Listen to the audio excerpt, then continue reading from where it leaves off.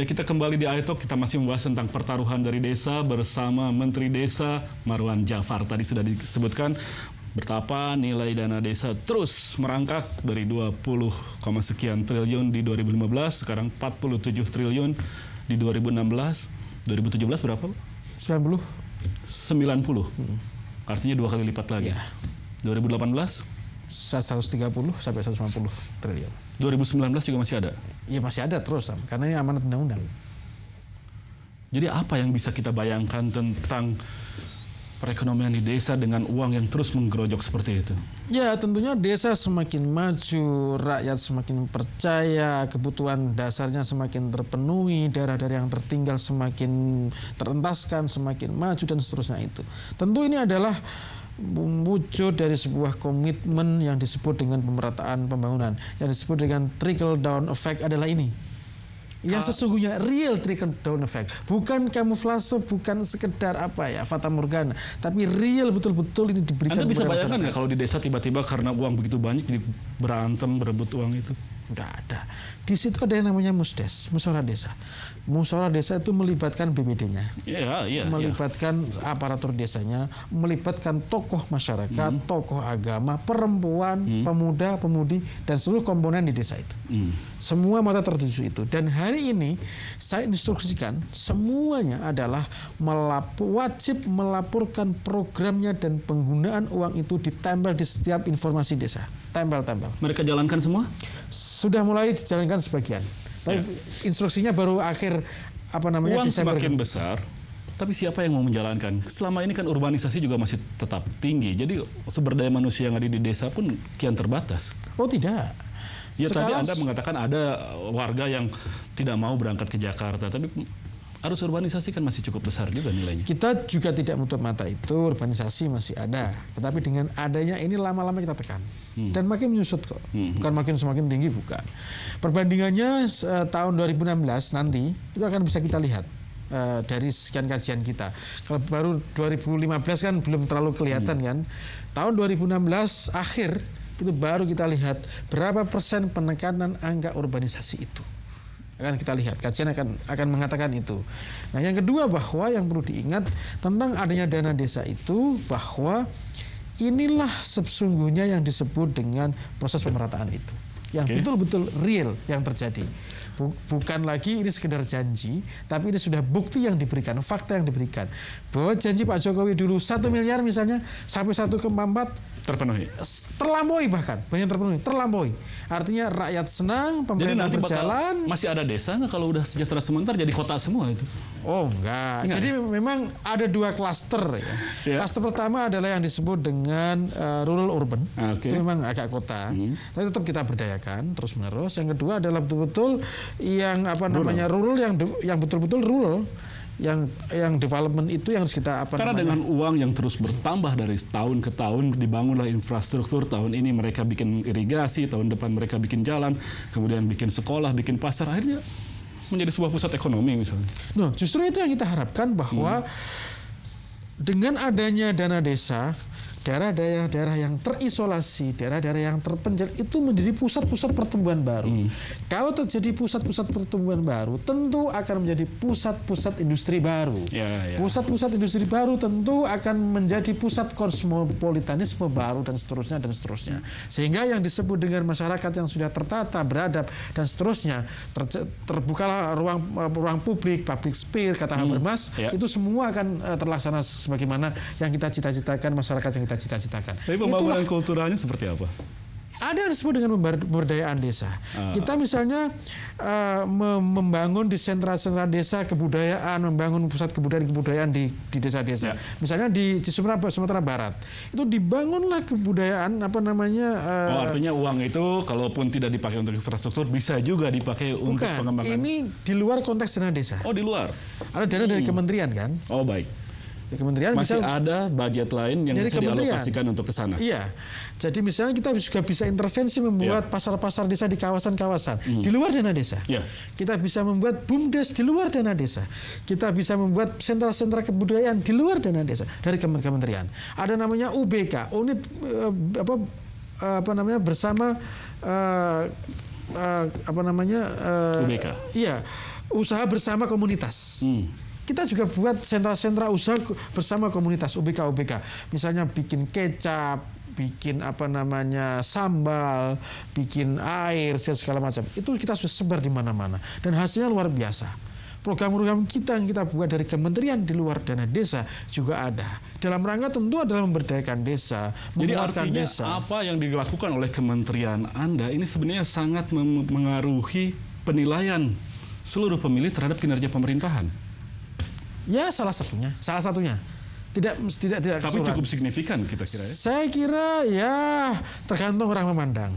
Dari mana perspektifnya itu. Artinya posisi Menteri Desa ini sangat strategis. Menurut Anda lah kata kurang lebih itu. Setidaknya itulah. Barangkali menurut orang lain juga belum tentu kan begitu. Subjektif lah kalau ya sedemikian strategis sehingga sepertinya Anda merasa yakin nih, aman dari reshuffle. Itu urusannya presiden lah yang memilih. Anda sendiri merasa saya sudah bekerja dengan optimal dan yakin tidak di reshuffle atau masih ada kekhawatiran jangan-jangan kena juga gitu? Mas Herdi, jabatan itu adalah amanah. Persis. Ya amanah itu tidak ada yang bisa dalam hakikatnya itu. Ya amanah itu ya kita kembalikan kepada yang memberikan amanah. Yang menilai segala macam tentu adalah presiden. Ya. Orang lain tidak berhak menilai. Apalagi mengintervensi, mendesak-desak, apa kata presiden kan itu. Tidak boleh diintervensi, mendesak-desak. Itu sebenarnya adalah hak. Ya, mendengar cerita Anda selama hampir 1 jam ini, kita sudah merasa bahwa Anda sudah menjalankan amanah yang diembankan kepada seorang Marwan Jafar, Menteri Desa, Pembangunan Daerah Tertinggal dan Transmigrasi. Tapi apakah kinerja itu saja yang menjadi faktor untuk Anda bertahan di kabinet? Sudahlah, itu semua kita kembalikan. Saya tidak mengomentari diri saya sendiri. Silakan publik yang menilai tentu. Dan yang lebih penting adalah ini adalah hak prerogatif daripada presiden. Tentu presiden punya penilaian terhadap seluruh pembantunya. Saya kira itu. Itu kalau sikap Anda pribadi. Kalau sebagai seorang kader PKB bagaimana? Kenapa? Apakah PKB juga selama ini cukup seistiqomah itu memandang bahwa ini adalah hak prerogatif presiden dan mungkin ya tidak ada kekhawatiran dengan apapun yang terjadi dalam situasi politik seperti ini? Anda tahu bahwa PKB sudah terbiasa dengan koalisi dan sudah membuktikan koalisi dengan siapapun selalu istiqomah, konsisten, tidak macam-macam, loyal, bekerja untuk rakyat. Ya. PKB sudah bekerja di koalisi sejak awal reformasi. Iya. Sudah terbukti itu semua dan semua orang tidak perlu menanyakan lagi.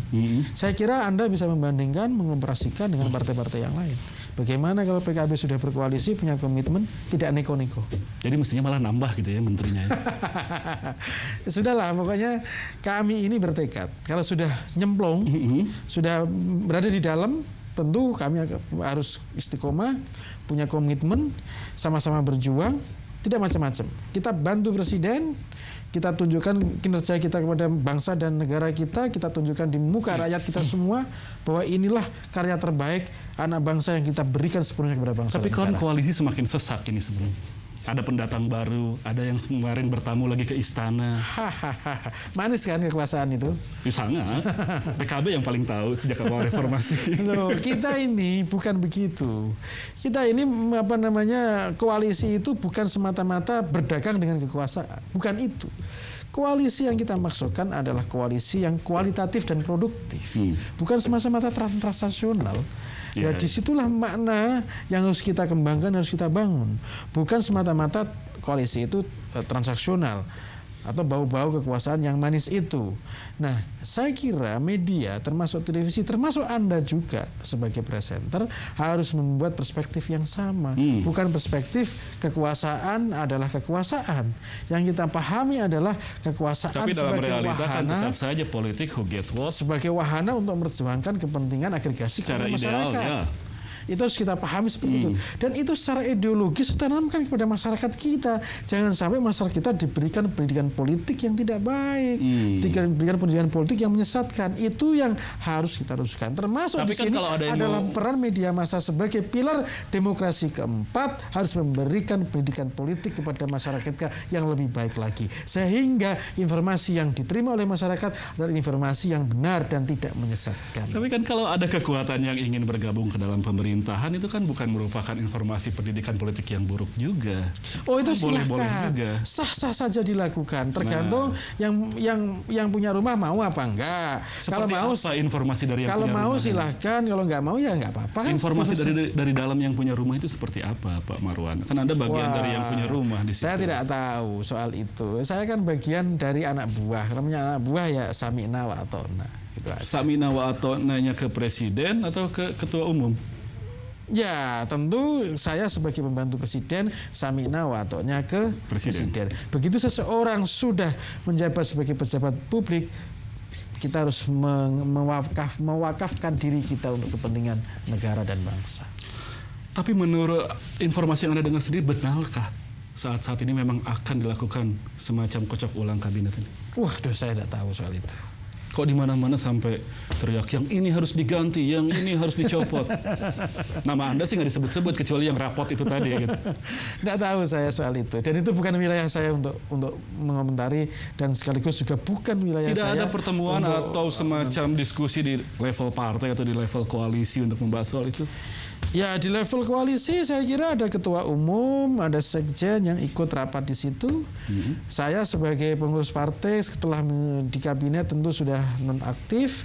Kita serahkan kepada teman-teman yang masih aktif mengurus di partai untuk dalam rangka melakukan komunikasi politik baik sesama koalisi maupun di luar koalisi. Saya kira sama partai politik itu cair kok komunikasinya.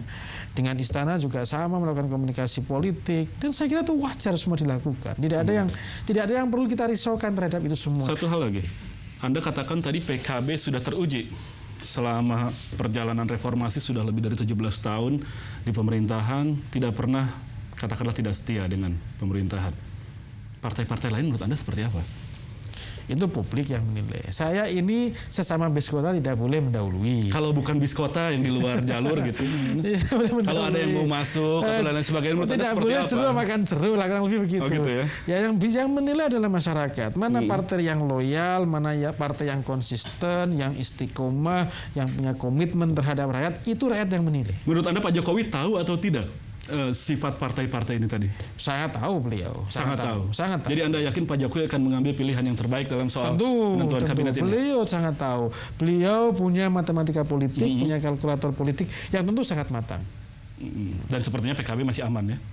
Ya, kita sebagai partai tentu pengusung, partai pendukung yang selama ini istiqomah terhadap komitmen yang sudah kita bangun bersama-sama. Makanya saya sebut bahwa koalisi itu bukan pendekatannya semata-mata politik transnasional, tapi koalisi pendekatan kita adalah pendekatan kesejahteraan dan produktivitas dalam rangka untuk membangun kepentingan bangsa dan negara. Baik. Terima kasih sekali Pak Menteri. Terlepas dari reshuffle jadi atau tidak, terlepas dari Anda bertahan atau tidak di kabinet, kita berharap desa-desa yang ada di Indonesia ini tetap terbangun sehingga menjadi jauh lebih sejahtera dari sekarang. Thank you so much. Baik, dan pemirsa, demikian tadi perbincangan dengan Menteri Desa, Pembangunan Daerah Tertinggal dan Transmigrasi Marwan Jafar. Saya kira ada banyak hal yang bisa kita petik untuk memberi manfaat dan inspirasi bagi kita semua. Dan akhir kata, saya Hardi Hermawan undur diri. Terima kasih dan sampai jumpa.